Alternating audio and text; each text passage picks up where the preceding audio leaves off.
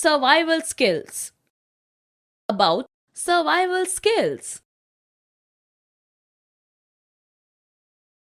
Plan. Rescue is a team effort that needs coordination and planning amongst the members for an optimum response operation. After the assessment, the rescue team would be in a position to adequately plan the rescue operation based on the following specifications: manpower, equipment, method. Manpower. The rescuers can use the skilled manpowers if available and also take the help of the local community if required. Equipment. Ropes, ladders, bamboos or stick, stretchers, boats, etc. are essential to rescue the affected victims.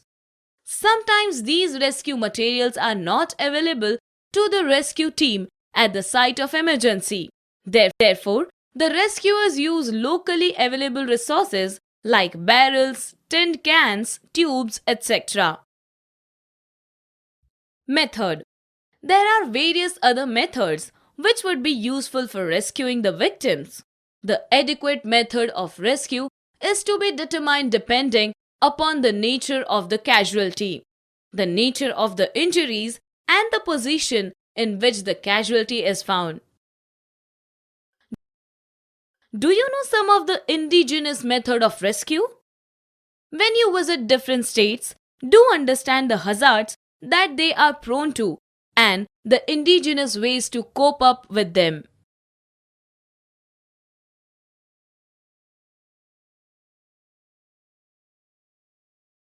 Precautions. Some precautions needs to be taken while rescuing a person from a building in the following situations. Before entering a building, observe the construction of the building and collapsed portions. Check whether the wall need any support. Be careful for possible hazards which may occur from weak structures. When entering the damaged building, use a helmet. Work in pairs. Do not move alone. Listen for possible sounds. Keep calling. Do not touch or disturb any damaged walls or blocked doors which are broken and or projected. Treat all naked wires as live wires. While moving inside the damaged building, do not ignite fire. Keep close to the walls. Be careful in all of your movements. Do not pull anything projecting out from the collapsed portions. Do's for search and rescue operations. Keep calm. Make a thorough assessment prior to rescue. Keep as near to the wall on damaged stairs as possible. Take maximum safety while removing debris from the vicinity of the casualty. Proper examination of the casualty is a must.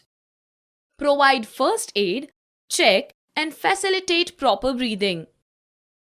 Cover the patient with a blanket or tarpaulin, etc., and protect the casualty from further injury.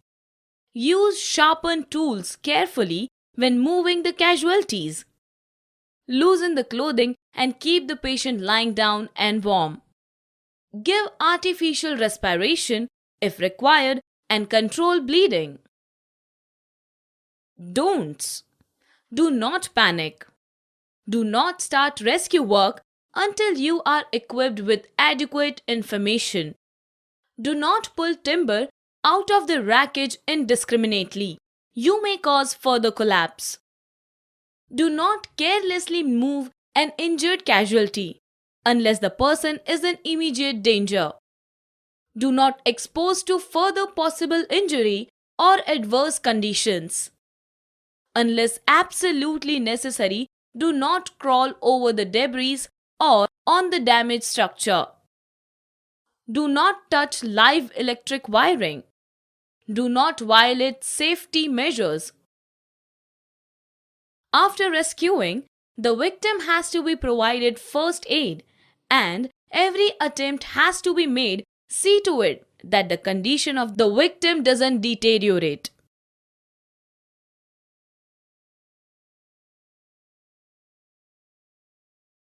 First aid.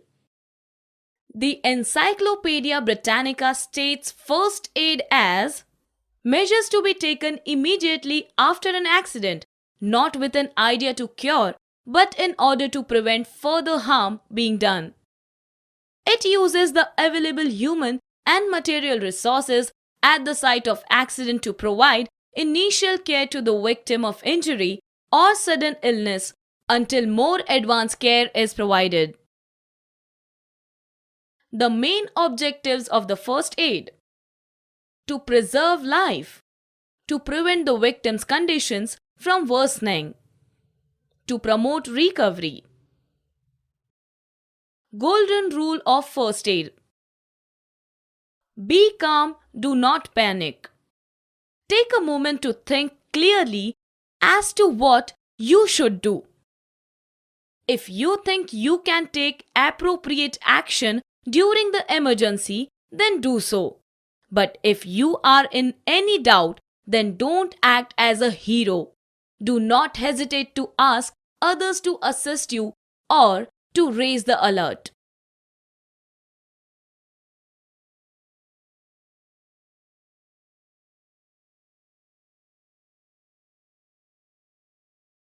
The goals of first aid are to restore and maintain vital functions, the ABC of basic life support. Airway, breathing, and circulation are always the first priority. Airway must be open so that air containing oxygen enters the body. Breathing must take place so that oxygen passes through the lungs into the bloodstream. The heart must circulate the oxygen carrying blood to prevent further injury or deterioration, to reassure the victim and make him or her as comfortable as possible. Action plan. This action plan is a vital aid to the first aider in assessing whether the victim has any life-threatening conditions and if any immediate first aid is necessary. They are DRABC. D. Check for danger to you, to others, to victim. R. Check for response. Is victim conscious? Is victim unconscious? A. Check airway. Is airway clear of objects? Is airway open? B. Check for breathing. Is chest rising and falling? Can you hear victim's breathing?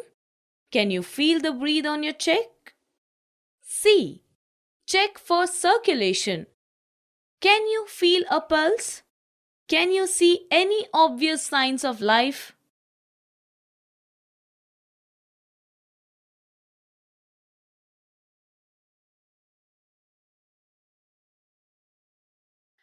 That is all in this lesson. It was very interesting to learn about the precautions and measures that has to be taken at the time of different calamities and situations. Always be ready with your first aid kit.